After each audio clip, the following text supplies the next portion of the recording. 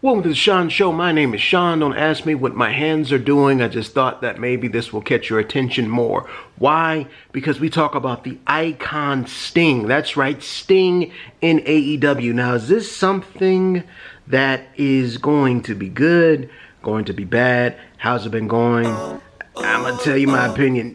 You may not like it, you may love it. Tune in now, right now on the Shaun Show. Are you ready? Let's go.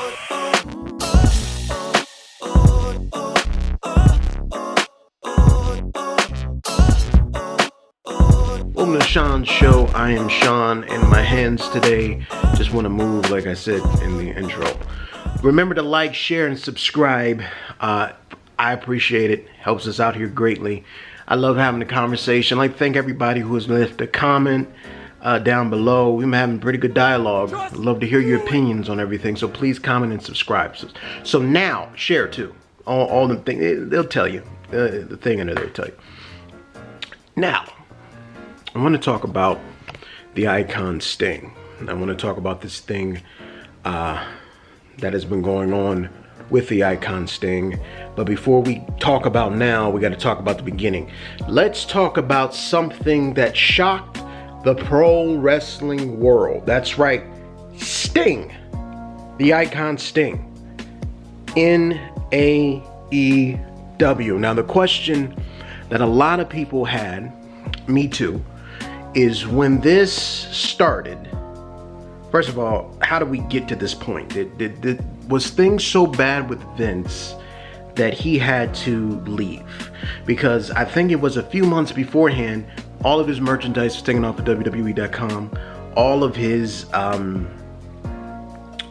likenesses and anything, you know, when they're done with you. And they did the same thing with Lesnar. When Lesnar is no longer with the company, then they took all of his merchandise down or put it on a very, very low discount. They did the same thing with Sting.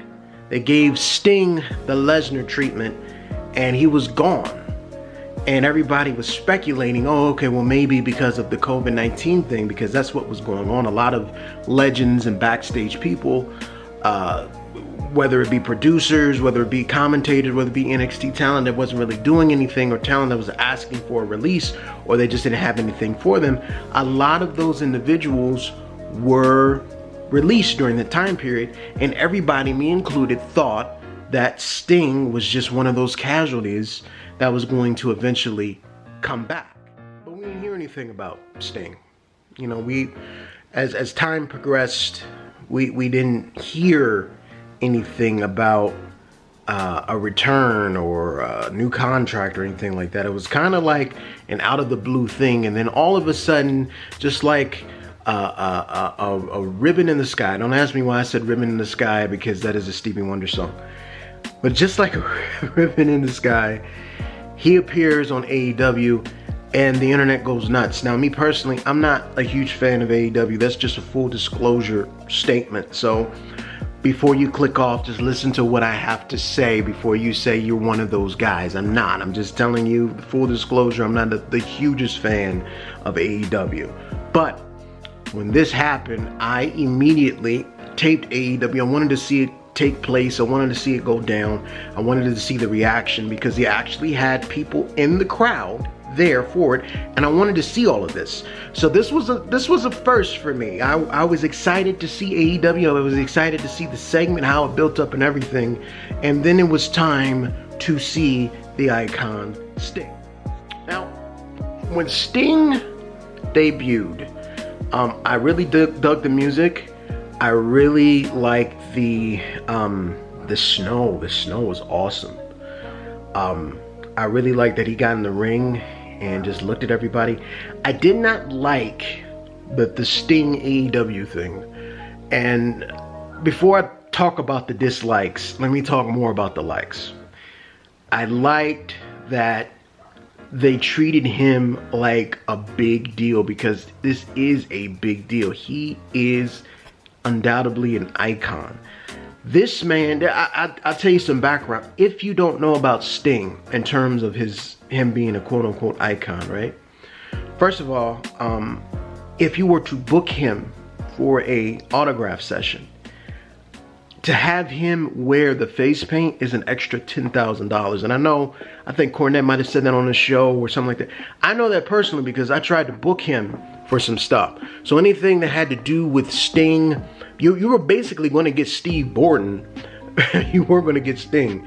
And then you were going to get Steve Borden sitting at a table, not signing anything, not taking any pictures. I mean, like easily $20,000, $30,000 a pop just for a few hours. That's how big of an icon this guy is. Because think about it. Who do you know in the wrestling industry could still charge $20,000, $30,000 just to sit there? There's very few people that, would be happy to get a few $1,000s just to show up at, one of these wrestle reunions or Cauliflower Alley clubs or whatever. But I digress. That's just a little bit about how much of an impact Sting has, because his price is high, and it's for a reason, because people want to see Sting. Knowing that people want to see Sting and knowing that he's a draw, AEW picked up on, this from the way that Sting said it. Sting said that Tony Khan called him and said, hey, would you want to do some, what are those matches? I can't even think of the name right now. You're probably screaming it right now. I don't even know the name of it. But anyway, insert the name. You know the name. I'm sorry. But they asked him, did he want to do those type of matches? He said, sure, I could do that. I'm very sure it's a multi-year deal, so I'm very sure, like I'm telling you, it's $30,000 a pop just to have this guy sign autographs. So I'm sure that his contract is one of the highest paid contracts, if not the highest contract that Tony Khan has ever signed for talent in AEW, probably mirroring that of Jericho, but probably a little bit higher than Jericho because Sting has more name value. He's a bridge from the past to the future. Jericho, there's no knock on Jericho, but if you saw Chris Jericho on a commercial and you used to watch wrestling, you would say he looks familiar. But if you saw Sting on a commercial, you would say, oh yeah, that's Sting. And then you would tune in. That's kind of where his value is now. Now, I talked about his value. I talked about the entrance. I talked about how cool it was and the pop and all the eyes on it. Now, unfortunately, we have to talk about the things that I don't like. Now, again, don't click off. If you do click off, then you suck. But don't click off, because you may agree with some of the things I say. And if you don't, that's why we talk about it in the comments below. You see how this thing works? Now, what I don't... Okay. Now, if you have a guy like Sting, right? The icon, someone that when he makes an appearance, it may break the internet. Someone that should be treated not as a main event, but as a special attraction. You don't show this dude every single week. And that's what AEW's done. You put him in a storyline. Well, before I get to that, that's the first thing. You put him on TV every single week. And I know Tony Khan's trying to get his money's worth, but you can't keep putting a dude like Sting, someone that is not an active competitor, every single week on TV. If you were going to do that, then maybe you should have put him in an authority type role. But that's the first thing I dislike. Second thing I dislike, I was not a fan of as soon as it happens, then we have all the information on Sting. We have Sting signed for this long, Sting's in AEW, Sting's wearing his t-shirt, Sting, press release, Sting. Okay, let's have some mystery to it. Let's have some intrigue to it. How long is he signed? Is he going to be an in-ring competitor? I mean, literally like a few weeks later, he was on Tony Schiavone was talking about, oh yeah, he's going to get in the ring. He's going to let me think. Let me have some intrigue about it. Let me not know so much information right off the bat. Tell me just a little bit. If you tell me just a little bit, then maybe I will be intrigued to tune in week after week, because you have him on TV week after week to see exactly what this man does. Less is more. Remember that. A man the caliber of Sting needs to be in the main event. A man the caliber of Sting needs to be someone that not only headlines AEW. Now, there's ways of doing that without having him wrestle. by like including him as an authority type role, maybe putting him as part owner of the company. Like, there's a lot of things you can do storyline wise to make this make sense, but I'm not personally going to put Sting in a position where, you know, this guy is feuding, well, not feuding, but involved in the TNT title picture, like, and Team Taz, a group of guys that have not gotten over, and Cody Rhodes, where you don't know, like, Cody Rhodes, how many storylines is Cody Rhodes in? Cody Rhodes is in like 20 storylines. Like, Sting needs to be his own thing. And I think you botched the way you introduced him. I think you overexposed him. He was talking week 2, and it wasn't mysterious coming down from the Raptor Sting. This was the Surfer Sting. Oh, Tony, please say that again.